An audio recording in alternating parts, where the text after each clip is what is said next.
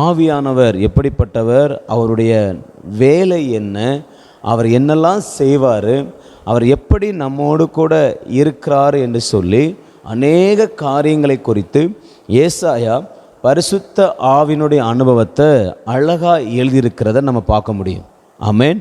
இன்றைக்கும் இந்த ஏசாயாவிலிருந்து தான் எப்படியெல்லாம் ஆவியானவர் இருக்கிறார் அப்படின்னு சொல்லிட்டு ஒரு காரியத்தை மட்டும் நான் அதிகமாக உங்கள் மத்தியில் நான் பேச விரும்புகிறேன். ஆமென். ஸோ இந்த ஏசாயா புஸ்தகத்தில் ஆவியானவர் எப்படியெல்லாம் செயல்படுகிறார், சில காரியங்களை சொல்கிறேன், நீங்கள் எழுதிக்கோங்க. ஒன்று, ஆவியானவர் அழுக்கை நீக்குகிற சுட்டெரிப்பின் ஆவியானவராய், நீதியின் ஆவியானவராய் இருக்கிறார். ஆமென். அழுக்கை நீக்குகிற சுட்டெரிப்பின் ஆவியானவராய், நீதியின் ஆவியானவராய் இருக்கிறார். ஏசாயா 4ஆம் அதிகாரம் 3ஆவது வசனம். ஏசாயா புஸ்தகம் 4ஆம் அதிகாரம் 3ஆம் வசனத்தில் இதை நான் பார்க்க முடியும். ரெண்டாவது, ஏசாயா 34:16 வசனங்களை இணைக்கிற ஆவியானவர், வசனங்களை ஜோடு ஜோடாக. ஆமென். அங்கே நம்ம புதிய ஏற்பாடும் சரி, பழைய ஏற்பாடும் சரி, இல்லை ஒவ்வொரு புஸ்தகத்திலும் சரி, ஆவியானவர் ஒவ்வொரு வசனங்களையும் இணைக்கிறவராக இருக்கிறார். ஆமென். அதை ஜோடி நம்ம வேதத்தில் வாசிக்கிறோம்ல, ஜோடி இராதுன்னு சொல்லி அதை இணைக்கிறது யாருன்னா பரிசுத்த ஆவியானவர்.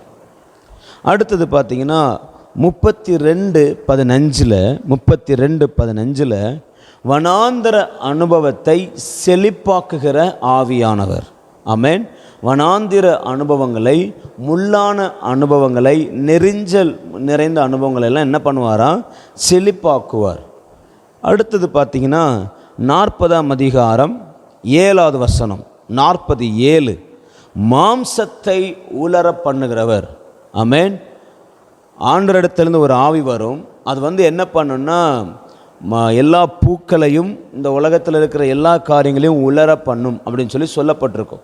அப்போ அது என்ன அப்படின்னா, பரிசுத்த ஆவியானவர் வரும் பொழுது மாம்சம் எல்லாம் உலர்ந்து போய் தேவனுடைய வார்த்தை என்றென்றைக்கும் நிற்கும். அதான் அர்த்தம்.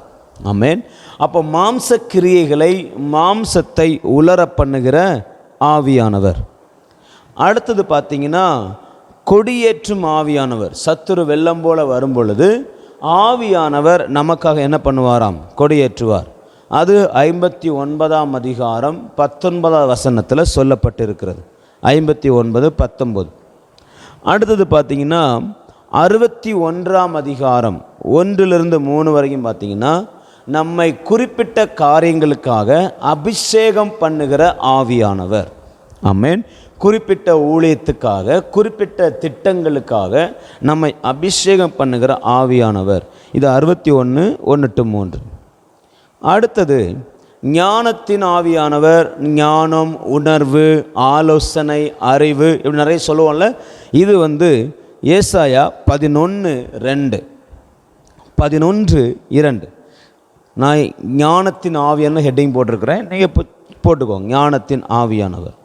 அடுத்தது 63ஆம் அதிகாரம் 10-14 வரைக்கும் வாசித்து பார்த்தீங்கன்னா வழி நடத்தும் ஆவியான இஸ்ரவேல் ஜனங்களை எகிப்திலிருந்து கானானுக்குள்ள ஆவியானவர் எப்படியெல்லாம் வழி நடத்தினார் என்று சொல்லி நிறைய காரியங்கள் எழுதப்பட்டிருக்கும்.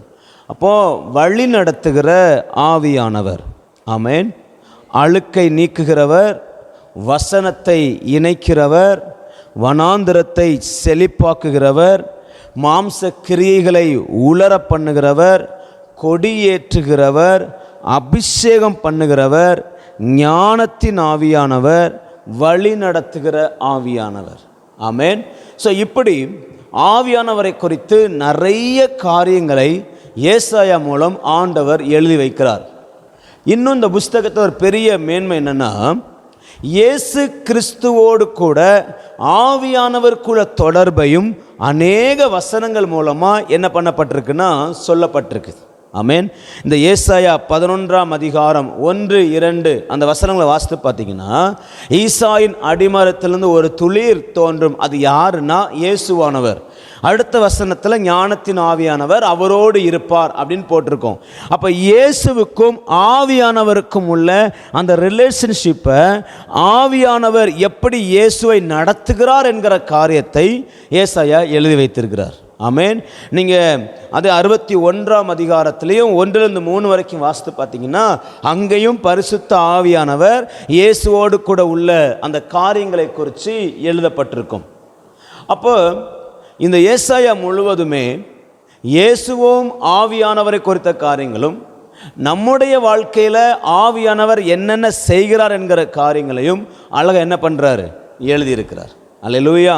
ஸோ இதில் என்ன ஒரு காரியத்தை, இதில் நான் சேர்க்காத ஒரு காரியத்தை இன்றைக்கி நம்ம தியானிக்க போகிறோம். அது என்ன அப்படின்னா, சந்ததிகளின் ஆவியானவர். சந்ததிகளின் ஆவியானவர். ஆமென். ஸோ இன்னைக்கு நம்முடைய தலைமுறைக்கு, நம்முடைய சந்ததிக்கு ஆவியானவர் எப்படி இருக்கிறார், நம்முடைய சந்ததியை ஆவியானவர் எப்படி நடத்துவார் என்று சொல்லி சில காரியத்தை குறித்து வசனங்களை வைத்து நம்ம ஜெபிக்க போகிறோம். ஆமென். நல்லா கவனிங்க. இன்றைக்கி ஏன் இதை சொல்கிறேன்னா, இந்த ஏசாயா அதை எழுதும்போது அழகாக எழுதுகிறார். இன்றைக்கி நிறைய பெற்றோருக்குள்ளே இருக்கிற பயம் என்னென்னா, பிள்ளைகளை குறித்த பயம், தங்களுடைய சந்ததிகளை குறித்த பயம். ஏன்னா வருகிற காலங்கள் பொல்லாத காலங்களாக இருக்குது. வருகிற காலங்களில் பஞ்சங்களை குறித்து கேள்விப்படுறோம். வருகிற காலங்களில் யுத்தங்களை குறித்து கேள்விப்படுறோம். என்ன நடக்க போகுதுன்னே தெரியல. பாவங்கள் பெருகி இருக்குது, பிரச்சனைகள் பெருகி இருக்குது, அக்கிரமங்கள் பெருகி இருக்குது, மீடியா பெருகி இருக்குது. ஸோ ஜனங்களுடைய லைஃப்பை, பிள்ளைகளுடைய வாழ்க்கையை திசை மாறி போக பண்ணுவதற்கு நிறைய காரியங்கள் இருக்குது பிரதர், நிறைய விஷயங்கள் இருக்குது. இதில் இருந்தெல்லாம் நம்முடைய பிள்ளைங்க எப்படி தப்புவிக்கப்படுவார்கள், என் பிள்ளை எப்படி தப்புவிக்கப்படும், என் பிள்ளை ஆண்டவரை தேடுமா, என் பிள்ளை ஆசீர்வாதமாக இருக்குமா, எங்கள் காலத்துக்கு அப்புறம் எங்கள் பிள்ளைகளுடைய நிலைமை என்னன்னு சொல்லி நிறைய நேரங்களில் நம்ம கவலைப்படுறோம். ஆமென். ஆனால் ஆவியானவர் சொல்கிறாரு, சந்ததிகளின் ஆவியானவராய் நான் என்ன செய்கிறேன், இருக்கிறேன். ஆமென். ஸோ ஆவியானவர் இன்றைக்கு சந்ததிகளின் ஆவியானவராய் இருக்கிறார். அதனால் நீங்கள் என்ன செய்ய வேண்டாம், பயப்பட வேண்டாம். ஆமென். ஆபிரகாம் யுத்தங்களை எல்லாம் ஜெயிச்சு முடிச்சுட்டு ஆதியாகமம் 14ஆம் அதிகாரத்தில் பெரிய யுத்தத்தை பண்ணுறாரு. சூப்பராக யுத்தம் பண்ணுறாரு. பெரிய பெரிய ராஜாக்களெல்லாம் கொஞ்சம் கூட்டத்தை வச்சு ஈஸியாக ஜெயிச்சிடுறாரு. நல்ல ஒரு யுத்த வீரன், பலசாலி, பராக்கிரமசாலி ஆபிரகாம். ஆனால் 15ஆம் அதிகாரம் வரும்போது ஒரு பயம் வருது. என்ன பயம்னா, எனக்கு பிள்ளை இல்லையே, எனக்கு பிள்ளை இல்லையே. இந்த எலியேசர் தானே என் குடும்பத்தினுடைய எல்லா விசாரணைக்காரனாக இருக்கிறான், எனக்கு ஒரு பிள்ளை இல்லையே. ஒருவேளை நான் மறிச்சிட்டா என் லைஃப் என்ன ஆகும், நான் இறந்துட்டேன்னா எனக்கு அப்புறம் யார் இதை பாப்பா, எனக்கு அப்புறம் யார் என் சந்ததியை நடத்துவா, எனக்கு சந்ததியே இல்லையே, எனக்கு அப்புறம் ஆண்டவரை என்ன நடக்கும், என்ன ஆகும், அவ்வளோதானா, என்னோட இது முடிஞ்சிச்சான்னு சொல்லி அநேக நேரங்களில் இந்த ஆபிரகாம் பயந்தது போல் நம்ம என்ன பண்ணிகிட்ருக்குறோம், பயந்து கொண்டிருக்கிறோம். ஆமென். ஒருவேளை குழந்தை இல்லாமல் இருப்பீங்கன்னா கவலைப்படாதீங்க, உங்களுக்கு ஆண்டவர் என்ன பண்ணுவார், குழந்தையை கொடுப்பார். ஒருவேளை குழந்தை இல்லை, அது கர்த்தருடைய அழைப்பாக இருக்குமானால் ஆமென், உங்களுக்கு வேறு அநேக குழந்தைகளை கொடுத்து, ஆவிக்குரிய பிள்ளைகளை கொடுத்து கர்த்தர் உங்களை நடத்துவார். ஆமென். நம்ம Jesus redeems pastor Monsy Lazarus இல்லை, அவங்க லைஃப் எடுத்துக்கோங்க, அவங்களுக்கு என்ன கிடையாது, பிள்ளை கிடையாது. ஆனால் தேசத்தில் 1000 லட்சக்கணக்கான பிள்ளைகள் அவருக்கு என்ன பண்ணார், ஆண்டவர் கொடுத்தார். ஆமென். நீங்கள் கேட்கலாம், இவ்வளோ பெரிய ஊழியக்காரனாக இருக்கிறாரு, அவருக்கு பிள்ளை இல்லை, அது அவருடைய அழைப்பு, அவ்வளோதான். ஆமென். சில பேரை சில விதமான காரியங்களுக்குள்ளே கர்த்தர் என்ன பண்ணுறாரு, நடத்துகிறார். ஸோ அதனால் ஆண்டவர் ஒருவேளை உங்களுக்கு சந்ததி இல்லைன்னா அநேக ஆவிக்குரிய பிள்ளைகளை உங்களுக்கு சந்ததியாக கொடுத்து என்ன பண்ணுவார், உங்களை நடத்துவார். அவங்க மூலமாக உங்களுடைய காரியங்கள் என்ன செய்யும், நடக்கும். அவங்க மூலமாக உங்களை கொண்டு செய்ய வேண்டியதை கர்த்தர் என்ன செய்வார். ஆமென். சரி, இப்போ ஆபிரகாம் பயந்து போய் இருந்தவனை தான் ஆண்டு பார்த்து சொன்னார், கவலைப்படாத, நானே உனக்கு எப்படி இருக்கேன், கேடகமாக இருக்கேன், நானே உனக்கு என்ன செய்கிறேன், மகாபெரிய பலனுமாக இருக்கேன், நீ பயப்படாத, நான் உன்னை பாதுகாப்பேன்னு சொல்லி அவர் சொல்கிறத பார்க்குறோம். ஆனால் இன்றைக்கி சந்ததிகளை குறித்து பயப்பட வேண்டிய அவசியம் இல்லை, ஆவியானவர் உங்கள் சந்ததியை பொறுப்பெடுத்துக் கொள்வார். ஆமென். ஒரு வசனத்தை வாசிக்கலாம். ஏசாயாவின் புஸ்தகம் 59 அதிகாரம் 21 வசனம். ஏசாயா 59:21. உன்மேல் இருக்கிற என் ஆவியும் நான் உன் வாயில் அருளிய என் வார்த்தைகளும் இது முதல் என்றென்றைக்கும் உன் வாயிலிருந்தும் உன் சந்ததியின் வாயிலிருந்தும் உன் சந்ததியினுடைய சந்ததியின் வாயிலிருந்தும் நீங்குவதில்லை என்று கர்த்தர் சொல்லுகிறார். இது எனக்கு அவர்களோடு இருக்கும் என் உடன்படிக்கை என்று கர்த்தர் சொல்லுகிறார். ஆமென். இங்க ஆண்டவர் சந்ததியோடு உடன்படிக்கை பண்ணுகிறார். சந்ததிகளோடு உடன்படிக்கை பண்ணுகிறார். என்ன உடன்படிக்கைன்னா, உன் மேல இருக்கிற என் ஆவி, உனக்குள்ள கொடுத்துருக்கிற எல்லாம் என் பரிசுத்த ஆவி, உனக்கு கொடுத்துருக்கிற எல்லாம் என் வார்த்தை, இதை உன் சந்ததி வாயிலிருந்தோம் உன் சந்ததிகளுடைய சந்ததியின் வாயிலிருந்தோம் ஒரு நாளும் நான் எடுக்க மாட்டேன். உனக்குள்ள இருந்த ஆவியை அவர்களுக்குள்ள வைப்பேன். உனக்கு கொடுத்த வார்த்தையை நான் அவர்களுக்கும் கொடுப்பேன். அது தலைமுறையா தொடரும். இது உன் தலைமுறையோடு கூட நான் பண்ணுகிற என் உடன்படிக்கை. ஆமென். இது தேவனுடைய உடன்படிக்கை. பரிசுத்த ஆவியானவர் சந்ததியாய் கொடுக்கப்படுவார் என்பது உடன்படிக்கை. இந்த உடன்படிக்கை ஒரு நாளும் மாறாது. ஆனால் இஸ்ரவேல் ஜனங்கள் தேவனிடத்திலிருந்து உடன்படிக்கையை பெற்றுக்கொண்டாங்க. இன்னைக்கு தேவ பிள்ளைகளாக இருக்கிற நீங்களும் நானும் இயேசுவின் இரத்தத்தினால அந்த உடன்படிக்கையை பெற்றிருக்கிறோம். அன்னைக்கு இருந்த உடன்படிக்கையை விட இன்னைக்கு இருக்கிற உடன்படிக்கைக்கு பவர் அதிகம். ஏன்னா அன்னைக்கு மிருகத்தினால உடன்படிக்கை செய்யப்படுகிறது, இன்னைக்கு இயேசுவின் இரத்தத்தினால உடன்படிக்கை செய்யப்படுகிறது. நான் சொல்றேன், அவர் நம்மோடு இரத்தத்தினால உடன்படிக்கை பண்ணினதுனால நம்முடைய சந்ததிகளின் சந்ததி தலைமுறையாய் நம்முடைய பரிசுத்த ஆவியானவர் நம்முடைய பிள்ளைகளை கையில் எடுத்துக்கொள்வார். ஹல்லேலூயா. ஏன்னா உங்க மேல எதை வச்சிட்டாரு? பரிசுத்த ஆவியானவரை வச்சிட்டார்.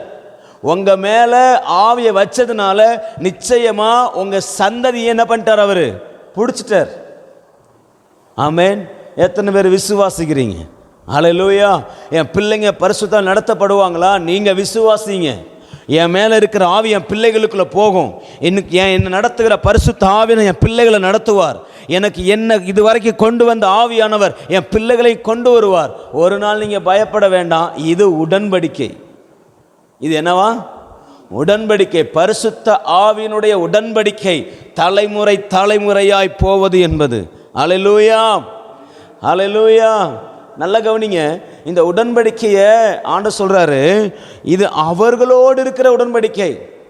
இன்னும் ஒரு உடன்படிக்கை பண்ணணும்னா, ஒரு உடன்படிக்கை செய்யணும்னா ஆண்டவரும் இருக்கணும், உடன்படிக்கை செய்யப்படுகிற நபரும் இருக்கணும். ரெண்டு பேருமே அந்த உடன்படிக்கையில் இருக்கணும். ஆனால் இங்க எனக்கு பின்வருகிற சந்ததி உடன்படிக்கையில் இல்லை. யார் தான் இருக்கிறா? நான் தான் இருக்கிறேன். நான் என் பிள்ளைகளுக்கு சார்பாக நான் தான் இருக்கிறேன். ஆண்டவர் சொல்றாரு, உன் கூட உடன்படிக்கை பண்ணும்போது நான் உன்னை மட்டும் பார்த்து உடன்படிக்கை பண்ணல, உன் மூலமாக வருகிற சந்ததிகளை பார்த்து தான் உன் கூட நான் என்ன பண்ணுறேன்? உடன்படிக்கை பண்ணுறேன். நான் உடன்படிக்கை பண்ணும்போது உன் பிள்ளைகள் உனக்குள்ளே இருக்கிறாங்க. நான் உடன்படிக்கை பண்ணும்போது உன் சந்ததிகள் உனக்குள்ள இருக்கிறாங்க. உனக்குள்ள அவங்க வித்து இருக்குது. அதனால நான் உன் கூட பண்ற உடன்படிக்கை அவர்களோடு பண்ணுகிற உடன்படிக்கையாயும் இருக்கிறது. ஆமென். பைபிளில் ஒரு காரியம் உண்டு. ஆபிரகாம் மெல்கிசேதேக்குக்கு தசம பாகம் கொடுத்தான். எபிரேயரில் எழுதும்போது எப்படி எழுதுவார்னா, ஆபிரகாம் மெல்கிசேதேக்குக்கு தசம பாகம் கொடுக்கும்போது லேவியன் ஆபிரகாமுடைய அறையில் இருந்தான் அப்படின்னு போட்டிருக்கோம். ஆபிரகாமுடைய அறையில் இருந்தான். அது என்ன அறையில் இருந்தான் அப்படின்னா, எளிது. லேவி வருகிறது எங்கே? ஆசரிப்பு கூடாரம் வருது இல்லையா, அங்கே இருக்கும், அங்கே வரும் இல்லை. அப்போ அங்கே இருக்கிற யாத்ராமத்தில் வருகிற அந்த லேவியனை ஆபிரகாம், அப்புறம் யாரு? ஈசாக்கு, அப்புறம் யாரு? யாக்கோபு. யாக்கோபுடைய மகன் தான் யாரு? லேவி. ஸோ ஸோ அங்கே வருகிற சந்ததியை ஆண்டவர் எங்கே பார்த்தார் அப்படின்னா ஆபிரகாமுடைய அறையில் பார்த்தார். ஆமென். இவன் தசமாவும் கொடுக்கும்போது யாரும் சேர்ந்து கொடுத்தாங்களாம்? லேவியனும் கொடுத்தான். லேவியனும் கொடுத்தான். அப்போ கவனிங்க, உங்கள் மேலே உடன்படிக்கை பண்ணுறாருன்னா உங்கள் சந்ததிகள் மேலும் உடன்படிக்கை பண்ணுகிறார். ஆமென். உங்கள் சந்ததி மேலும் உடன்படிக்கை பண்ணுகிறார். இது ஒரு நாளும் என்ன உடன்படிக்கை? உன் மேலே வச்சிருக்கிற ஆவியை, ஏன் ஆவியை, அந்த வார்த்தை ரொம்ப முக்கியம். உன் மேல் இருக்கிற என் ஆவியை நான் உன் சந்ததிக்குள்ள என்ன செய்வேன்? கொண்டு வருவேன். அல்லேலூயா. வாசிங்க, இன்னொரு பகுதியை வாசித்து நம்ம தியானிக்க போகிறோம். ஏசாயா 44 அதிகாரம் எடுத்துக்கொள்ளுங்க. ஏசாயா 44 1-5. ஏன் ஆண்டவர் இவ்வளவு ஸ்ட்ராங்காக உடன்படிக்கைன்னு சொல்கிறார் அப்படின்னு கேட்டிங்கன்னா, இப்போதும் என் தாசனாக யாக்கோபே, ஏசாயா 44 அதிகாரம் 1-5. இப்போதும் என் தாசனாக யாக்கோபே, நான் தெரிந்து கொண்ட இஸ்ரவேலை கேள், நல்ல கேளு.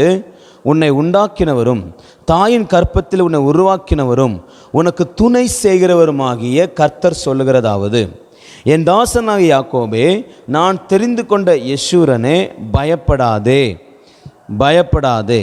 ஆமென். தாகம் உள்ளவன் மேல் நீ என் தாசன், நான் உன்னை தெரிந்து கொண்டேன், நீ என்னால் நிறைய சொல்கிறார். உருவாக்கப்பட்டவன், உன்னை தாயின் கற்பத்தில் நான் என்ன செஞ்சேன்? உன்னை உருவாக்கினேன், உனக்கு துணை செய்கிறவர் நான் தான் அப்படின்னு சொல்லி நிறைய காரியங்களை சொல்லிட்டு 3ஆம் வசனத்தில் சொல்கிறாரு, தாகம் உள்ளவன் மேல் தண்ணீரையும் வறண்ட நிலத்தின் மேல் ஆறுகளை ஊற்றுவேன், உன் சந்ததி மேல் என் ஆவியையும் உன் சந்தானத்தின் மேல் என் ஆசீர்வாதத்தையும் ஊற்றுவேன். ஆமென். இங்கே ஆண்டவர் சொல்கிறாரு, உன் சந்ததி மேலே என் ஆவியை ஊற்றுவேன். இந்த முதல்ல சொல்லப்பட்ட வசனம் இருக்குல்ல, முதல் 2 வசனத்தை நீங்கள் பார்த்தீங்கன்னா அவர் சொல்கிறார், நீ என் தாசன். சில வார்த்தைகள் அண்டர்லைன் பண்ணிக்கோங்க. என் தாசன், நான் தெரிந்து கொண்டவன், என்னால் உண்டாக்கப்பட்டவன், அப்புறம் தாயின் கற்பத்தில் உருவாக்கப்பட்டவன், அப்புறம் உனக்கு துணை செய்கிறதுக்கு கர்த்தர் இருக்கிறாரு. அடுத்தது என்ன? நான் தெரிந்து கொண்ட யெஷூரன். ஆமென். நான் தெரிந்து கொண்ட என்னுடைய சந்ததி, என்னுடைய தலைமுறை. அப்போ நல்லா கவனிங்க, இவ்வளவு நேரமும் யாரை பார்த்து இதை பேசினார்னா பெற்றோரை பார்த்து பேசுகிறார். ஒரு தகப்பனை பார்த்து சொல்கிறார். இந்த தகப்பன் என்ன பண்ணிட்டு இருக்கிறான்னா பயந்துட்டு இருக்கிறான். ஸோ அந்த பயந்து கொண்டு இருக்கிற அந்த நபரை பார்த்து ஆண்டவர் சொல்கிறார். ஆமென். என்ன சொல்கிறாரு? இங்கே பாரு, நீ என் தாசன், நான் உன்னை தெரிந்து கொண்டிருக்கிறேன், நான் தான் உன்னை என்ன பண்ணியிருக்கிறேன்? உருவாக்கி இருக்கிறேன். உன்னை அழைச்சது நான் தான், உனக்கு துணை செய்கிறது நான் தான். நான் உனக்கு இப்படியெல்லாம் இருக்கிறது போல, உனக்கு நான் இப்படியெல்லாம் நடத்தினது போல, செய்தது போல, உனக்கு மட்டும் இல்லை, உன் பிள்ளைகளுக்கும் நான் இருப்பேன். ஆமென். என்னெல்லாம் இருப்பேன்? நீ என் தாசனாக இருந்தல்ல, உன் பிள்ளைகளும் எனக்கு எப்படி இருப்பாங்க? என் தாசர்களாய் இருப்பார்கள். நான் உன்னை தெரிந்து கொண்டேன்ல, அதே போல உன் சந்ததிகளையும் நான் என்ன பண்ணியிருக்கிறேன்? தெரிந்து கொண்டிருக்கிறேன். அது மட்டும் இல்லை, உன்னை உருவாக்கினது யாரு? உன்னை உண்டாக்கினது யாரு? நான் தானே உன்னை உண்டாக்கினேன். அதே மாதிரி தான் உன் பிள்ளைகளையும் நான் என்ன பண்ணியிருக்கிறேன்? உண்டாக்கியிருக்கிறேன். அது மட்டும் இல்லை, உன்னை தாயின் கற்பத்தில் உருவாக்கினேன்ல, உன்னை எப்படி தாயின் கற்பத்தில் உருவாக்கினேனோ அதே மாதிரி தான் உன் சந்ததியையும் உன் கற்பத்தில் நான் உருவாக்கி இருக்கிறேன். உனக்கு துணை செய்கிறது போல உன் பிள்ளைகளுக்கு நான் தான் துணை செய்ய போறேன். நான் உன்னை தெரிந்து கொண்டு நடத்தினது போல நான் உன் பிள்ளைகளை தெரிந்து கொண்டு நடத்துவேன். அதனால நீ என்ன செய்யாத? பயப்படாத. இல்ல, நீ பயப்படாத. நான் தெரிந்து கொண்ட யெஷூரனே, நீ என்ன செய்யாத? பயப்படாத. உன் சந்ததி என் சந்ததி, உன் பிள்ளை என் பிள்ளை, உன் மகன் என் மகன், உன் தலைமுறை என் தலைமுறை. அதனால ஒரு நாள் நீ என்ன செய்யாத? பயப்படாத. உன் சந்ததி மேல என் ஆவியை நான் ஊற்றுவேன். ஆமென். இது ஆவியானவருடைய சத்தம். இஸ்ரவேலுக்கு ரொம்ப பயம். ஆண்டவரே, என் சந்ததி எப்படி இருக்கும்? என் தலைமுறை எப்படி இருக்கும்? எனக்கு அப்புறம் என் பிள்ளை எப்படி இருக்கும்? எனக்கு அப்புறம் என் வம்சம் எப்படி இருக்கும்? தெரியலையே ஆண்டவரேங்கிற ஒரு பயம். ஆவே தெளிவாக சொன்னார், பயப்படாத. உன்னை எப்படி நான் தெரிந்து கொண்டேனோ அதே மாதிரி தான் உன் பிள்ளையையும் நான் தெரிந்து கொண்டிருக்கிறேன். நீ என் தாசன்னா உன் பிள்ளை என்னுடைய தாசன் தான். நீ யசூரன்னா உன் பிள்ளை யசூரன் தான். நான் உன்னை அழைச்சிருக்கிறேன்னா உன் பிள்ளையை நான் அழைச்சிருக்கிறேன்.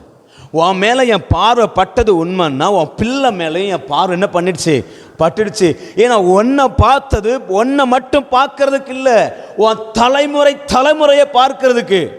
உன்னை தெரிந்து கொண்டது உன்னை மட்டும் தெரிந்து கொள்வதற்கு கிடையாது, உன் சந்ததியை தெரிந்து கொள்வதற்கு.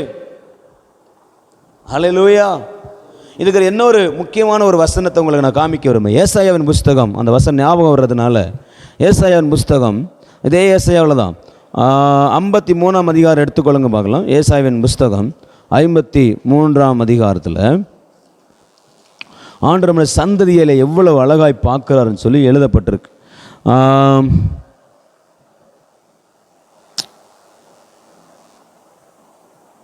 வாசிப்போம். 53ஆம் அதிகாரம் 10வது வசனத்திலிருந்து வாசிக்கலாமா? 10லிருந்து. கர்த்தரோ அவரை நொறுக்க சித்தமாகி அவரை பாடுகளுக்கு உட்படுத்தினார். அவருடைய ஆத்துமா தன்னை குற்ற நிவாரண பலியாக ஒப்பு கொடுக்கும்போது அவர் தமது சந்ததியை கண்டு நீடித்த நாளாய் இருப்பார். நல்லா கவனிங்க, இந்த 10வது வசனத்தை நல்லா வாசிக்கிறேன். கர்த்தரோ அவரை நொறுக்க சித்தமாகி அவரை பாடுகளுக்கு உட்படுத்தினார். அவருடைய பாடுகள், அவருடைய ஆத்துமா தன்னை குற்ற நிவாரண பலியாக ஒப்பு கொடுக்கும்போது அவர் தமது சந்ததியை கண்டு. எதை கண்டாராம்?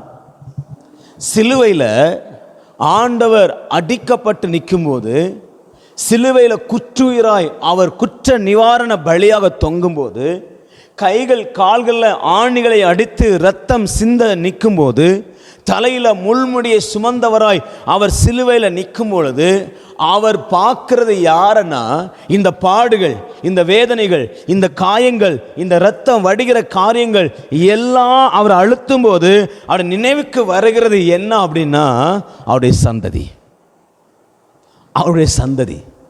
இந்த காயங்கள் வலிக்கும் போது அவருக்கு என்ன தோணுதுன்னா, நான் இந்த காயங்களை என் சந்ததிக்காக நான் படுகிறேன். அதாவது பிள்ளைன்னு சொல்லலை, என் ஜனம்னு சொல்லலை, சந்ததின்னு சொல்றார். சந்ததி என்பது தலைமுறைகள். ஆண்டவர் சிலுவையில் தொங்கும் பொழுது, ரத்தம் சிந்தும் பொழுது அவர் ஒருத்தனை பார்க்கல. ஆபிரகாமை பார்க்கும்போது ஒருத்தனை அழைச்சார், அப்புறம் யாக்கோபு அழைச்சார், இப்படி ஒருத்தனா அழைத்து கொண்டு வந்தார். ஆனா சிலுவையில் தொங்கும் போது அவர் ஒருத்தனை பார்க்கல. யாராவது ஒரு பவுல் வரமாட்டானா, யாராவது ஒரு பவுலை தெரிந்து கொள்ள மாட்டான பார்க்கல. அவர் தமது சந்ததியை, அவரால் உண்டாக்கப்பட்ட ஆதாமிலிருந்து வந்த அந்த தலைமுறையை சிலுவையில் நின்று அவர் பார்த்தார். ஆமென். அப்போ அவர் சந்ததி மேல, நம்முடைய சந்ததி மேல எவ்வளவு அக்கறை உள்ளவராக இருக்கிறார். இன்னைக்கு நம்ம சந்ததிகளை கண்டு பயந்துட்டு இருக்கிறோம். நம்ம சந்ததிகளை கண்டு பயந்து சிலுவையில் தொங்கும் பொழுதே அவருடைய ஏக்கமெல்லாம் என் பிள்ளைகளுடைய சந்ததியா. ஆமென். ஆண்டவர் பிரமாணம் கொடுக்கும்போதே சொல்லுவார், நான் ஒன்று தலைமுறை என்ன பண்ணுவேன், ஆஸ்வதிப்பேன். சில நேரத்தில் சாபத்தை சொல்லும் போதும் 4ஆம் தலைமுறை மட்டும் நான் என்ன செய்வேன், தண்டிக்கிறவராக இருப்பேன். ஆனால் இறக்க செய்கிறது 1000 தலைமுறைக்கு நான் என்ன செய்வேன், இறக்க செய்வேன். ஆண்டவர் வாக்கு கொடுக்கிறதே தலைமுறைக்கு தான். ஆண்டவர் பேசுகிறதே தலைமுறைக்கு தான். ஆபிரகாமை அழைச்சு வாக்குத்தத்தம் கொடுத்தார். என்ன வாக்குத்தத்தம் கொடுத்தார்? அவனுக்கா கொடுத்தாரு? இல்லை, அவனுடைய தலைமுறைக்கு என்று கொடுத்தார். யாக்கோபை அழைச்சார், யாக்கோபை தலைமுறைகளுக்கு என்று கொடுத்தார். ஆமென். இஸ்ரவேல் கூட்டத்தை தெரிந்து கொண்டார், அதை தலைமுறையாய் நடத்தினார். இயேசுவை கொண்டு வந்தார், இயேசுக்கும் தலைமுறையாய் நடத்துகிறார். ஆண்டவருடைய பேட்டர்ன் என்னன்னா, தலைமுறையை நடத்தணும். நான் ஒருத்தனை தெரிந்து கொண்டேன்னா அவனோட நிப்பாட்ட மாட்டேன், ஒருத்தனை அழைச்சேன்னா அவனோட நிப்பாட்ட மாட்டேன், அவன் சந்ததியாய் அழைப்பேன். உங்க சந்ததியை குறித்து பயப்பட வேண்டாம், ஆவியான உங்க சந்ததியோடு கூட இருக்கிறார். ஹல்லேலூயா. அவர் சொல்றாரு, நீ தெரிந்து கொள்ளப்பட்டவன்னா உன் சந்ததியும் தெரிந்து கொள்ளப்பட்ட சந்ததி தான். அதனால பயப்படாத, நான் விட்டுற மாட்டேன். இன்னொரு விஷயம் என்ன தெரியுமா, நீங்கள் பட்டதற்குரிய பலன். நம்மளாம் அடிக்கடி யோசிப்போம்ல, நல்ல வேலை செஞ்சு நல்ல காரியங்கள் வரும்போது ஏன் பலனை யார் அனுபவிக்கணும்? என் புள்ள அனுபவிக்கணும். சாதாரணமாகவே நம்ம உழைச்சா நம்ம உழைப்பு, நம்முடைய பணம், நம்முடைய பொருள் எல்லாமே யார் அனுபவிக்க நினைப்போம்? நம்முடைய பிள்ளைகள். இது உலகத்தில் இருக்கிற எல்லா மனுஷனோட இருதயத்தில் இருக்கிற காரியங்கள் இல்லை. நாமளே இப்படி நினச்சா ஆண்டவர் என்ன நினைப்பார்? என் பிள்ளை எனக்காக இவ்வளவு செஞ்சுருக்கிறான், எனக்காக என் பிள்ளை இவ்வளவு காரியங்களை நடத்தியிருக்கிறான், அவனுக்கு திருப்பி கொடுக்கிற பலன் அவனுக்கு மட்டும் இல்லை, அவன் சந்ததிக்கு நான் நினச்சேவேன் கொடுப்பேன். ஆனால் சொன்னாலும் நீ ஒரு கலசம் தண்ணி கொடுத்தா கூட அந்த பலன் அடையாமல் போவதில்லை. எப்படி அடையாமல் போவதில்லை? அது உன் சந்ததி அனுபவிக்கும், உன் பிள்ளை அனுபவிக்கும். ஆமென். உன்னுடைய தலைமுறைகள் அதை அனுபவிக்கும். நீ கர்த்தருக்காக பட்ட பிரயாசம், கர்த்தருக்காக உழைச்ச உழைப்பு, கர்த்தருக்காக ஓடின ஓட்டம், அது உன்னோட முடியாது. உன்னோட அதனுடைய ஆசீர்வாதம் முடிஞ்சு போகாது. அது உன் தலைமுறைக்கு தலைமுறைக்கு தலைமுறைக்கு என்று வரும். இதுதான் கர்த்தர் நம்முடைய சந்ததிக்கு கொடுக்குற ஆசீர்வாதம். அல்லேலூயா. அவர் சொல்கிறார், ஏன் ஆவியை உன் சந்ததி மேலே என்ன பண்ண போகிறேன்? ஊற்றுவேன். ஆமென். இப்போ கவனிங்க, இப்போ இந்த 41 அதிகாரத்துக்கு வந்துடலாம். இப்போ நீ பயப்படாத அப்படின்றார். அப்போ என்ன பயம்னா பிள்ளைகளை குறித்த பயம். ஏன் பிள்ளைகளை குறித்த பயம்னா, இன்னைக்கு நிறைய பெற்றோர், அடுத்த வசனத்தை வாசிங்களேன், அடுத்த வசனத்தை வாசி இன்னும் தெரிவார். 3ஆம் வசனத்தில், தாகமுள்ளவன் மேல் தண்ணீரையும் வறண்ட நிலத்தின் மேல் ஆறுகளையும் ஊற்றுவேன். இப்போ என்ன பிரச்சனைனா, பிரதர் நீங்க சொல்றது சரிதான், ஆனா என் பிள்ளை என்ன சூழ்நிலை இருக்கிறான்னா வறண்ட நிலையில இருக்கு. வறண்டு போய் ஒன்றுக்கு உதவாத ஒரு செடி, பட்டு போன செடியை போல, பட்டு போன ஒரு காரியத்தை போல என் பிள்ளை இருக்குது. அவங்க லைஃப்ல இருக்கிற அந்த பச்சையான தன்மை எல்லாம் இல்லை. அதால பூக்க முடியல, அதால காய்க்க முடியல, அதனால ஆசீர்வாதமா இருக்க முடியல. பிரதர், என் சந்ததி பட்டு போய் நிக்குது, என் சந்ததி கெட்டு போய் பாவத்திலையும் சாபத்திலையும் கிடக்குது, அது வியாதியில கிடக்குது, அது ஒரு மாதிரி உருக்குலைந்து கிடக்குது, அது ஒடிக்கப்பட்டு கிடக்குது. இன்னும் சொல்ல போனா அது எல்லாத்தையும் இழந்து வனாந்தரத்தை போல இருக்குது. என் பிள்ளை ரட்சிக்கப்படுவானா என்பதற்கு என்னவே தெரியல, வாய்ப்பே தெரியல பிரதர். என் பிள்ளைங்களுடைய வாழ்க்கை ஆசீர்வாதமாக இருக்குங்கிற அந்த பிரகாசமே எனக்கு என்ன செய்யல, தெரியல. அது முழுவதும் பட்டு போனது. இன்னைக்கு நிறைய பேருடைய பெற்றோருடைய வழி, என் பிள்ளையினுடைய வாழ்க்கை பட்டு போய் கிடக்குது.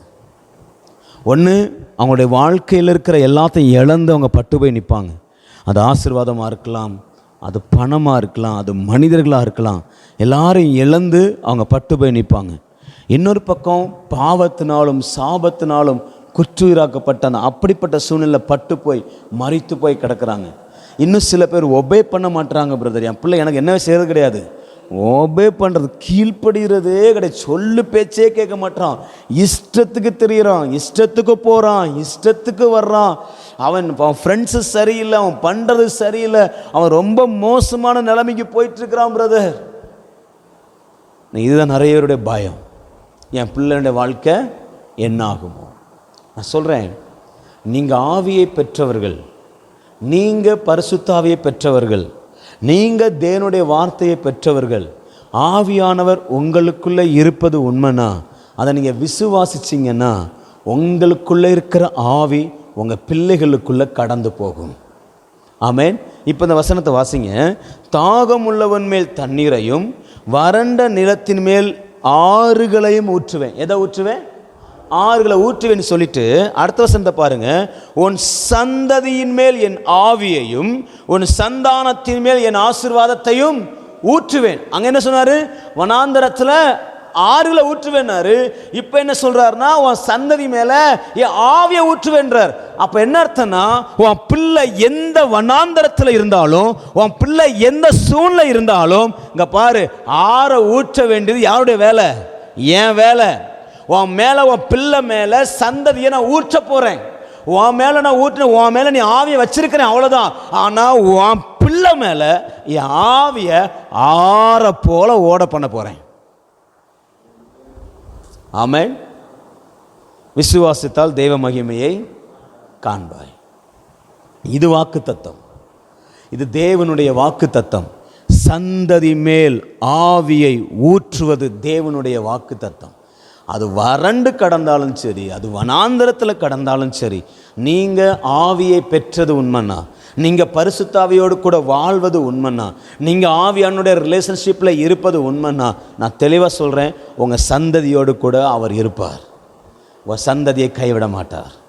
அல்லேலூயா. சொல்கிறார் பாருங்க, அடுத்து தொடர்ந்து வாசிப்போம்.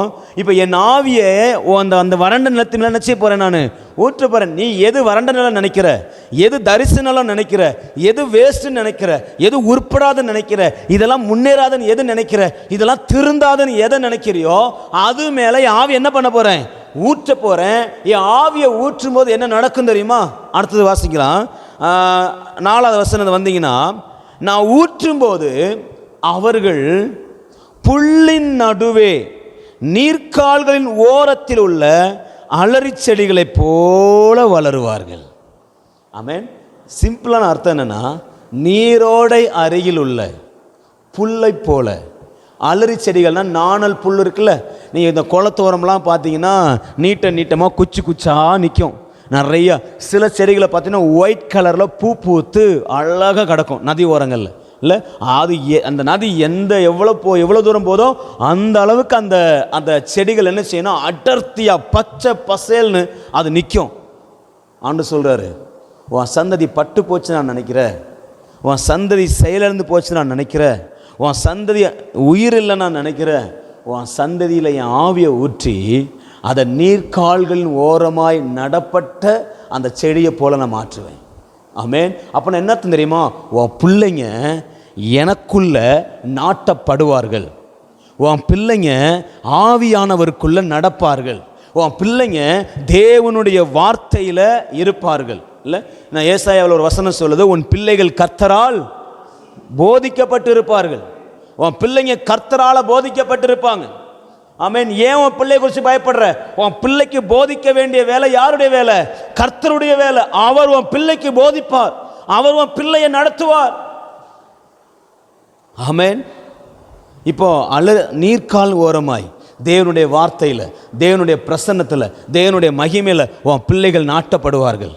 ஆமென். இன்னும் சொல்ல போனால் நல்ல ஆசீர்வாதமான இடத்துல உன் பிள்ளைங்க நாட்டப்படுவாங்க. உன் பிள்ளைங்க வறண்டு போவது இல்லை, உன் பிள்ளைங்க பட்டு போவது இல்லை, உன் பிள்ளைங்க வாழ்க்கை வனாந்தரமாக மாறுவது இல்லை. ஆவியானவர் உனக்குள்ளே இருக்கிறதுனால, உன் ஆவியானவர் உனக்குள்ளே கொடுக்கப்பட்ட அவருடைய ஆவியானவர் உன் சந்ததியை நீர்க்கால் ஓரமாய் நடப்பட்ட மரமாய் அவர் மாற்றி அதின் காலத்தில் இலையை தந்து கனி கொடுக்கிற மரத்தை போல உன் சந்ததியை கர்த்தர் வைப்பார். அல்லேலூயா. சொல்லும்போது என்ன நடக்கும் தெரியுமா? அழகா இருக்கும் வசனம். அடுத்த வசனத்தில் 5வது வசனத்தில், ஒருவன் நான் கர்த்தருடையவன் சொல்லுவான். உன் சந்ததியில் வரும்போது சொல்லுவாங்களாம், டேய் நான் யார் தெரியுமா? கர்த்தருடைய ஆள். நீ எந்த சந்ததி கர்த்தருக்குள்ளே வராது கெட்டு போகும், அது மனம் திரும்பாதுன்னு சொன்னியோ, ஆவியானவர் அவங்க மேலே ஊற்றப்பட்டு அவன் சொல்லுவானா, நான் யாருடையவன்? கர்த்தருடையவன். 2வது சொல்றாரு, யாக்கோபின் பேரை தரித்து கொள்வான். இஸ்ரவேல்ங்கிற பேர் இருக்குல்ல, அந்த பேரை அவன் என்ன செய்வான்? தரித்து கொள்வான். அவனுக்குன்னு ஒரு புதிய நாமம் கொடுக்கப்படும்.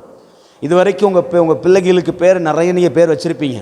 என்னென்ன பேர் வச்சுருப்பீங்க? தண்டச்சோறு, ஒன்றுக்கும் உதவாத ஆள், இவெல்லாம் வேஸ்ட்டு, இவெல்லாம் கெட்டு போனான், நிறைய பேர் வைப்போம். ஒபே பண்ண மாட்டான், எருமை, நாய், உருப்படாதவன், ஒரு வேலை செய்யாத ஆள், படிப்பறிவு இல்லாத ஆள், எதுலேயும் ஜெயிக்க மாட்டான், தோற்று நிறைய பேர் இருக்கலாம். ஒருவேளை நீங்கள் பேர் கேட்டால் நிறைய பேர் மற்றவங்க பேர் வச்சிருக்கலாம். ஆனால் அவனு சொல்கிறார், உன் பிள்ளைக்கு நான் ஒரு புதிய நாமத்தை என்ன செய்வேன்? கொடுப்பேன். யாக்கோபினுடைய பெயர் அவனுக்கு கொடுக்கப்படும். அல்லேலூயா. யாக்கோபுடைய நாமத்தை அவன் என்ன பண்ணுவான்? தரித்து கொள்ளுவான். வசனம் சொல்லுது யாக்கோபுடைய நாமம் இஸ்ரவேல் இல்லை. வசனம் சொல்லுது, இஸ்ரவேலே உனக்கு ஒப்பானவன் யார்? உன் பிள்ளைக்கு, உங்கள் பிள்ளைக்கு ஒப்பானவன் இந்த உலகத்தில் ஒருவனை இராதபடி ஆவியானவர் நடத்துவார். அல்லேலூயா. அடுத்தது பார்த்தீங்கன்னா, நான் கர்த்தருக்கு சொந்தமானவன் சொல்லுவான். நான் மறுபடியும் அந்த கர்த்தரின் வார்த்தை போட்டுருக்கல, அதில் என்னென்னா, நான் கர்த்தருக்கு சொந்தமான ஆள். முதல்ல நான் கர்த்தரை சேர்ந்தவன். 2வது எனக்கு புது நாமம் இருக்குது. 3வது நான் யாருக்கு மட்டும் தான் சொந்தம்? ஆண்டருக்கு சொந்தம். இன்னைக்கு உங்க பிள்ளைங்க உலகத்தை நோக்கி ஓடலாம், இன்னைக்கு உங்க பிள்ளைங்க பணத்தை நோக்கி ஓடலாம், இன்னைக்கு உங்க பிள்ளைங்க உங்க கூடவே இல்லாம இருக்கலாம், ஜெபத்துக்கு வராம இருக்கலாம், சபைக்கு வராம இருக்கலாம், கர்த்தரை தேடாம இருக்கலாம். ஆனா ஒரு நாள் சொல்லுவான், நான் கர்த்தருக்கு மாத்திர சொந்தமானவன், இந்த உலகத்துக்கு சொந்தமானவன் அல்ல, பணத்துக்கு சொந்தமானவன் அல்ல, பாவத்துக்கு சொந்தமானவன் அல்ல, பிசாசுக்கு சொந்தமானவன் அல்ல. நான் யாருக்கு சொந்தமானவன்? கர்த்தருக்கு சொந்தமானவன் சொல்லி அவருக்கு சொந்தமானவனாய் வாழுகிற நாட்கள் வரும். ஆவியானவர் கொண்டு வருவார். ஹல்லேலூயா. ஆவியானவர் செய்வார். கடைசியில் முடிக்கும் போது அவன் இஸ்ரவேலின் நாமத்தை என்ன பண்ணுவானாம்? தரித்துக் கொள்வான். மறுபடியும் அதே வார்த்தை சொல்றாரு, அவனுக்கு நாமம் கொடுக்கப்படும். உங்க பிள்ளைங்க புதிய வாழ்க்கையை வாழ்வார்கள். ஹல்லேலூயா. ஆண்டவர் எப்படி உங்களை தெரிந்து கொண்டாரோ அதே போல உங்க சந்ததியை கர்த்தர் தெரிந்து கொண்டிருக்கிறார். உங்க மேல எப்படி பரிசுத்த ஆவியானவர் ஊற்றப்பட்டிருக்கிறாரோ அதே போல உங்க பிள்ளைங்க மேல பரிசுத்த ஆவியானவர் ஊற்றப்பட்டிருக்கிறார். எத்தனை பேர் விசுவாசிக்கிறீங்க? கரங்களை உயர்த்தி சொல்லுங்க பார்க்கலாம். ஆண்டவரே, என் சந்ததி மேல, ஆண்டவர் என் சந்ததி மேல உங்க ஆவியை ஊற்றிருப்பதற்காக ஸ்தோத்திரம். எங்க ஆவியை ஊற்றுவதற்காக நன்றி. என் பிள்ளைகள் ஆண்டவர் என் வாழ்க்கை முழுவதும் ஆவியானவரால் நிரப்பப்பட்ட வாழ்க்கையாய் மாறுவதற்காக ஸ்தோத்திரம். ஆவியானவரால் மாற்றப்படுவதற்காக உமக்கு நன்றி செலுத்துகிறோம். Thank you Lord, thank you Lord. Hallelujah. மீகா 2ஆம் அதிகாரம் 7ஆம் வசனம் சொல்லுது, யாக்கோபு வம்சம் என்று பெயர் பெற்றவர்களே, கர்த்தரின் ஆவி குறியிருக்கிறதோ. எப்படி ஆரம்பிக்கிறாரு? யாக்கோபின் வம்சம், வம்சம் என்ன? தலைமுறை, சந்ததி என்று பெயர் பெற்றிருக்கிறவர்களே, கர்த்தருடைய ஆவி குறியிருக்கிறதோ. உங்க வம்சத்துக்கு மேல கர்த்தருடைய ஆவி குறியிருக்குதா? உங்க சந்ததி மேல கர்த்தருடைய ஆவி குறியிருக்குதா? அவருடைய கிரியைகள் இவ்வளவுதானா? இவைகள் தானா? செம்மையாய் நடக்கிறவனுக்கு என் வார்த்தைகள் நன்மை செய்யாதோ? ஆண்டு சொல்றாரு, என் கிரியை இவ்வளவுதான் நினைக்கிறியா? உன் பிள்ளைக்கு நான் செய்ய மாட்டேன்னு நினைக்கிறியா? நான் இவ்வளவுதான் நன்மை செய்வேன் நினைக்கிறியா? இதுக்கு மேல செய்ய மாட்டேன்னு நினைக்கிறியா? உன் சந்ததிக்கு மேல நான் வச்சிருக்கிற ஆவி அவ்வளவுதானா? நான் அவ்வளவுதான் கம்மியா தான் வச்சிருக்கிறேனா? ஆண்டவர் கேட்கிறார். ஆண்டவர் கேட்கிறார், யாக்கோபின் வம்சமே, உன் சந்ததி மேல இருக்கிற என் கை, என் ஆவி குறுகவில்லை. உன் பிள்ளைங்க மேல நான் வச்சிருக்கிற என் ஆவி ஒரு நாளும் குறுகவில்லை. ஹல்லேலூயா, ஹல்லேலூயா. ஆவி குறுகவில்லை. சந்ததி மேல ஆவியை ஊற்றி இருக்கிறார். சொல்லுங்க, கை என்ன செய்யல? குறுகல. என்ன பண்ணியிருக்கிறாரா? ஊற்றி இருக்கிறார். குறுகிறதுனா என்ன? குறுகினது கொடுத்தா கொஞ்சம் கொஞ்சமாக கொடுப்போம். ஆனால் ஊற்றுகிறது என்பது, அவர் சொல்றார், ஆரை போல பொழிந்து, இல்லை, நிரம்பி நிரம்பி நிரம்பி. அவர் ஊற்றினா அது என்ன செய்யாது? வத்தாது. ஆமென். நம்ம சந்ததி மேலே அப்படிப்பட்ட ஆவியை ஊற்றி இருக்கிறார். எசேக்கியேல் 39:29 சொல்லுது, நான் இஸ்ரவேல் வம்சத்தார் மேல் என் ஆவியை ஊற்றினபடியால், இஸ்ரவேல் சந்ததி மேலே என் ஆவியை ஊற்றினபடியால் என் முகத்தை இனி அவர்களுக்கு மறைக்க மாட்டேன். உங்கள் சந்ததிக்கு ஆண்டவர் தன்னுடைய முகத்தை என்ன செய்கிறது இல்லை? மறைப்பதில்லை. உங்கள் பிள்ளைங்க எப்பெல்லாம் ஆண்டுடைய முகத்தை நோக்கி பார்க்குறாங்களோ அப்பெல்லாம் பிரகாசம் அடைவார்கள், அப்பெல்லாம் விடுதலை அடைவார்கள். காரணம், உங்கள் சந்ததி மேலே ஆண்டவருடைய முகம் திறந்தே இருக்குது. ஒருவன் அடைக்க முடியாது. ஆமென். பரிசுத்த ஆவி உங்கள் சந்ததி மேலே இருக்கிறதுனால கர்த்தருடைய முகம் அவங்களுக்கு நேராக திருப்பப்பட்டு இருக்கிறது. இன்னொரு வசனம், யோவேல் 2ஆம் அதிகாரம் 28ஆம் வசனம் சொல்லுது, அதற்கு பின்பு நான் மாம்சமான யாவர் மேலே என் ஆவியை ஊற்றுவேன், அப்பொழுது உன் குமாரரும் உன் குமாரத்திகளும் தீர்க்க தரிசனம் சொல்லுவான். பாருங்கள், ஆவியை ஊற்றுவேன்னு சொன்னால் அடுத்தது யாராவது கொண்டு வர்றாரு? குமாரரையும் குமாரத்திலையும் கொண்டு, சந்ததி தான் கொண்டு வர்றார். அதுக்கப்புறம் தான் வாலிபர், அதுக்கப்புறம் தான் மூப்பர். அப்போ ஆவியானுடைய வாஞ்சை என்னென்னா, உன் மேலே ஊற்றிட்டேன்னா அடுத்து யார் மேலே போவேன்? உன் பிள்ளை மேலே, உன் சந்ததி மேலே. உன் சந்ததி மேலே ஆவியானவர் நிச்சயமாய் ஊற்றப்படுவார். இந்த காலை வேளையில் எத்தனை பேர் இதை விசுவாசிக்கிறீங்க? என் சந்ததி கைவிடப்படுவதில்லை. என்னை எப்படி அழைச்சாரோ அதே மாதிரி என் சந்ததியும் அழைச்சிருக்கிறார். என் கரத்தை எப்படி பிடிச்சிருக்கிறாரோ அதே போல் என் சந்ததியும் கையும் பிடிச்சிருக்கிறார். ஹல்லேலூயா. ஒரே ஒரு கதை சொல்கிறேன். நீங்கள் ஆவியானவரோடு கூட நெருங்குங்க, நீங்கள் ஆவியானவரோடு கூட பழகுங்க, நீங்கள் ஆவியானவரோடு கூட நெருங்க நெருங்க நெருங்க நெருங்க நெருங்க உங்கள் பிள்ளைங்க மேலே ஆவியானவர் ஊற்றப்படுவார். ஹல்லேலூயா. நீங்கள் ஆவியானவரோடு கூட நடக்க ஆரம்பிக்கணும், நீங்கள் ஆவியானவரோடு பேச ஆரம்பிக்கணும், நீங்கள் ஆவியானுடைய ஆளுகைக்குள்ளே வர ஆரம்பிக்கணும். நீங்கள் எந்த அளவுக்கு ஆவியானவருடைய ஆளுகைக்குள்ளே நெருங்குகிறீங்களோ அந்த அளவுக்கு ஆவியான உங்கள் பிள்ளைகளுக்குள்ளே ஊற்றப்படுவார், உங்கள் பிள்ளைகளுக்குள்ளே ஊற்றப்படுவார். உங்கள் பிரசன்னம் உங்கள் பிள்ளைகளுக்குள்ளே கடந்து போகும், உங்களுக்குள்ளே இருக்கிற அபிஷேகம் உங்கள் பிள்ளைகளுக்குள்ளே கடந்து போகும். அது எப்படி கடந்து போகும்? ரெட்டிப்பாக கடந்து போகும். உங்கள் வாழ்க்கையில் கர்த்தர் 10 அற்புதம் பண்ணார்னா உங்கள் பிள்ளைங்க வாழ்க்கையில் கர்த்தர் 20 அற்புதங்களை பண்ண வல்லமை உள்ளவராக இருக்கிறார்.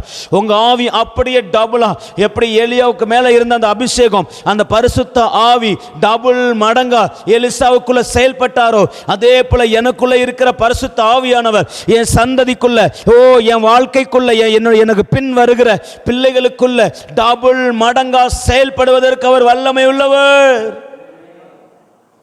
ஹல்லேலூயா. ரஷகதலா. என்னோட பிள்ளைகள் அப்படியே ஆண்டவருக்கு ஒப்புது ஜெபம் பண்ணுவோமா? ஆண்டவரே, எங்கள் பிள்ளைகளை நம்முடைய கரங்களை கொடுக்கிறோம். ஐயா, எங்கள் பிள்ளைகளை நம்முடைய கரங்களை கொடுக்கிறோம். எங்கள் பிள்ளைகளை நிரப்புவீராக, எங்கள் பிள்ளைகளை பயன்படுத்துவீராக. ஆண்டவரே, எங்கள் பிள்ளைங்க மேலே உங்கள் ஆவியை ஊற்றுவீராக, எங்கள் சந்ததி மேலே உங்கள் ஆவியை ஊற்றுவீராக, உங்கள் ஆவியை ஊற்றுவீராக, உங்கள் ஆவியை ஊற்றுவீராக.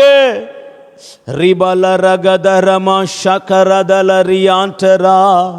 ஹல்லேலூயா, ஹல்லேலூயா, ஹல்லேலூயா, ஹல்லேலூயா, ஹல்லேலூயா, ஹல்லேலூயா, ஹல்லேலூயா, ஹல்லேலூயா, ஹல்லேலூயா, ஹல்லேலூயா,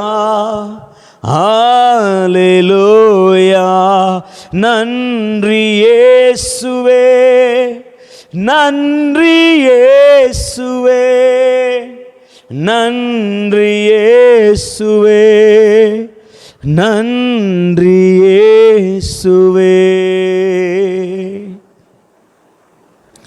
நன்றி ஆண்டவரே, நன்றி ஆண்டவரே. எங்கள் சந்ததிகளை கரம் பிடித்ததற்காக உமக்கு ஸ்தோத்திரம். தொடர்ந்து எங்களை வழி நடத்தும். எங்கள் பிள்ளைகளை உம்முடைய கரங்களை, எங்கள் சந்ததிகளை உம்முடைய கரங்களை ஒப்பு கொடுக்குறோம். லார்ட், நிரப்புங்க. எங்கள் பிள்ளைங்க மீது, சந்ததி மேலும் உங்கள் ஆவியை ஊற்றுங்க. எங்களை காத்துக்கொள்ளும். இயேசுவின் நாமத்தில் பிதாவே, ஆமென். என் ஆத்துமாவே கர்த்தரை ஸ்தோத்திரி, என் முழு உள்ளமே பரிசு நாமத்தை ஸ்தோத்திரி. என் ஆத்துமாவே கர்த்தரை ஸ்தோத்திரி, கர்த்தர் செய்த சகல உபகாரங்களையும் மறவாதே. ஆமென், ஆமென்.